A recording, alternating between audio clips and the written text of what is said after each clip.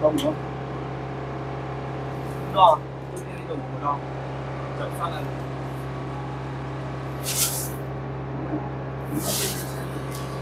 thôi đây tôi nói. Tôi đi đồng hồ đo. Nhìn nó có tôi biết là đo.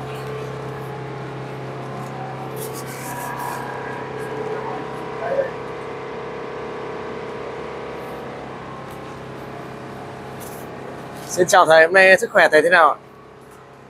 Vâng. Bình thường ạ, vâng.